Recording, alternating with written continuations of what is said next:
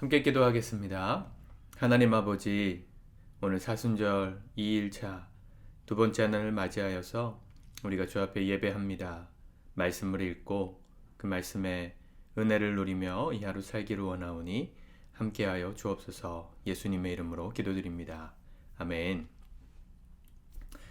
오늘 2일차 말씀 본문은 시편 23편 말씀입니다. 찬양과 더불어서 영상을 좀 만드니까 좀 길어지는 것 같아서 우리 개인적으로 성경 통독하실 때 먼저 읽으시고 이 영상을 한 번 더 보시면서 또 들으시고 또 말씀 묵상을 나누시는 것으로 예배를 드리시면 좋겠습니다. 오늘 시편 23편 1절부터 6절까지의 말씀 같이 읽도록 하겠습니다. 시작. 여호와는 나의 목자시니 내게 부족함이 없으리로다. 그가 나를 푸른 풀밭에 누이시며 쉴만한 물가로 인도하시는도다. 내 영혼을 소생시키시고 자기 이름을 위하여 의의 길로 인도하시는도다. 내가 사망의 음침한 골짜기로 다닐지라도 해를 두려워하지 않을 것은 주께서 나와 함께 하심이라. 주의 지팡이와 막대기가 나를 안위하시나이다. 주께서 내 원수의 목전에서 내게 상을 차려주시고 기름을 내 머리에 부으셨으니 내 잔이 넘치나이다. 내 평생에 선하심과 인자하심이 반드시 나를 따르리니 내가 여호와의 집에 영원히 살리로다. 아멘. 우리가 잘 아는 말씀입니다.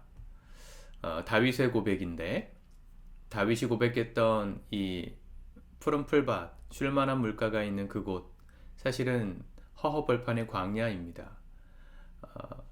우리식으로 따지면 봄에 쑥이 파릇파릇 올라올 때가 있죠.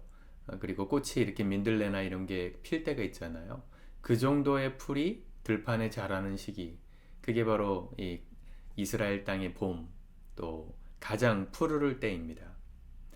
근데 이 고백을 잘 보시면 여호와께서 나의 목자이시기 때문에 내가 그런 부족함이 없는 삶을 누립니다 라고 말하지만 4절에 보면 내가 사망의 음침한 골짜기로 다닐지라도 해를 두려워하지 않을 것은 주께서 나와 함께 하심이라. 자, 사망의 음침한 골짜기가 없다고 말하지 않고 그곳으로 다녀도 해를 두려워하지 않는다. 해가 없다 말하지 않고 해 당하는 일이 두렵지 않다고 말했어요. 여러분, 이게 우리 그리스도인들의 신앙 고백입니다. 우리 그리스도인들은 고난을 없게 해달라고 기도하는 사람들이 아니라 이 고난을 지나가더라도 해를 당하더라도 그것에 두려워하지 않는 마음을 갖는 사람들이 우리 그리스도인입니다. 이유는 뭐예요? 주님께서 그때도 나와 함께 하시기 때문입니다.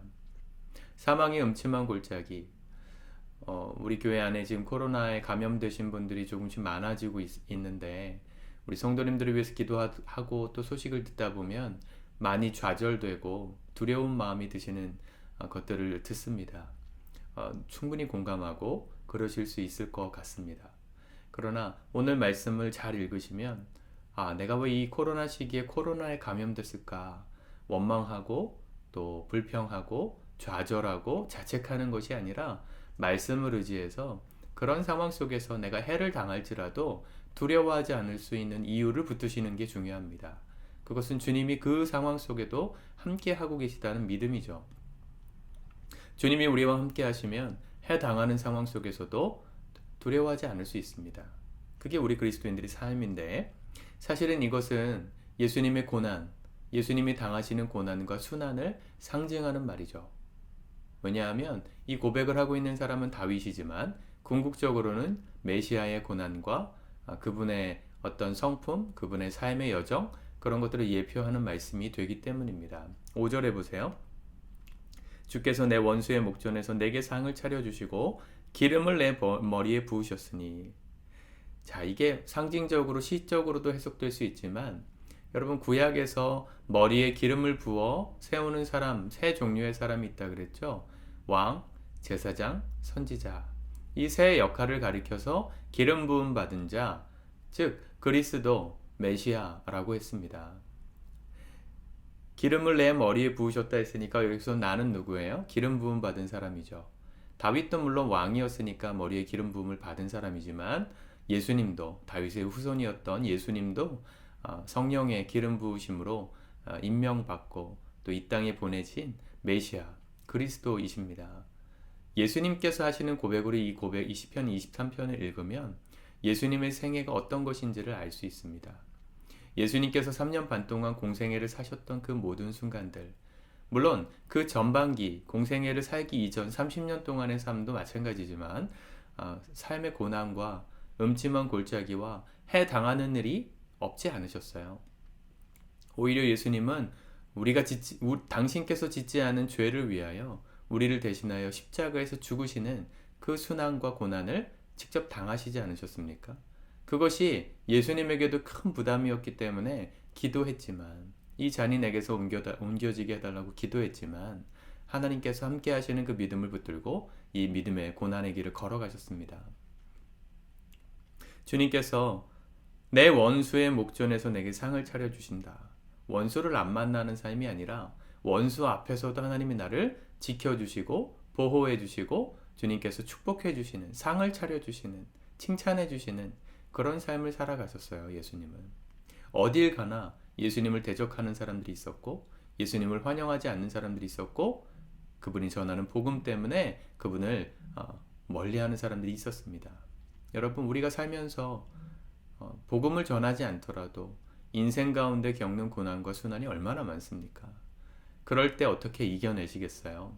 오늘 예수님의 이 고백, 예수님이 걸어가셨던 이 고난의 길, 그 고난을 이기신 승리의 길을, 그 비결을 우리가 말씀을 통해 붙들고 살 때 가능한 것입니다.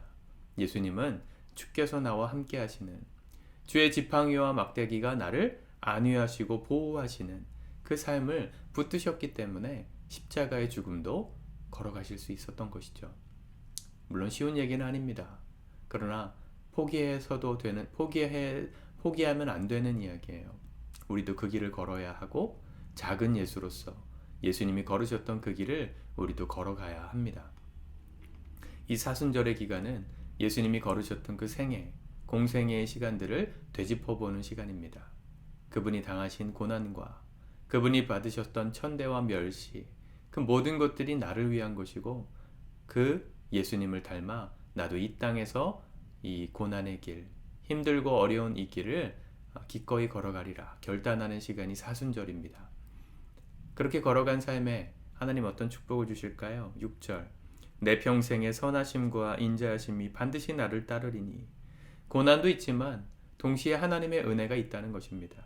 이 선하심과 인자하심이라고 했죠. 인자하심 많이 말씀드렸지만 구약의 헤세드, 하나님의 신실하신 사랑, 변하지 않는 사랑, 신약으로 말하면 아가페의 사랑, 절대 떨어지지 않는 사랑, 그 사랑이 우리의 평생에 함께 따르는 삶이 될 거라는 것이죠. 내가 여호와의 집에 영원히 살리로다. 분명히 어려움이 있는 삶이지만 그곳이 하나님께서 함께 하시면 거기가 하나님을 섬기고 예배할 수 있는 집이 되는 것이죠. 여러분, 예수님의 이 성품, 예수님의 이 신앙 고백, 이걸 붙들고 오늘 하루도 승리하실 수 있길 바랍니다.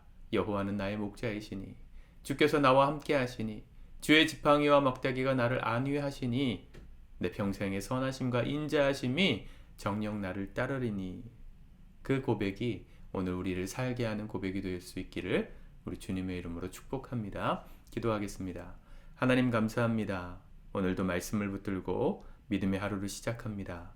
예수님께서 하셨던 이 고백, 물론 다윗의 고백이지만 메시아이신 예수께서 걸으셨던 이 동일한 신앙 고백을 우리도 붙들고 오늘 우리의 삶에 해를 당하거나 사망의 음침한 골짜기 같은 길을 걷는 우리의 마음에 두렵지 않은, 해를 두려워하지 않는 담대한 믿음으로 승리하는 우리 사랑하는 모든 성도들 될 수 있도록 축복하여 주시옵소서.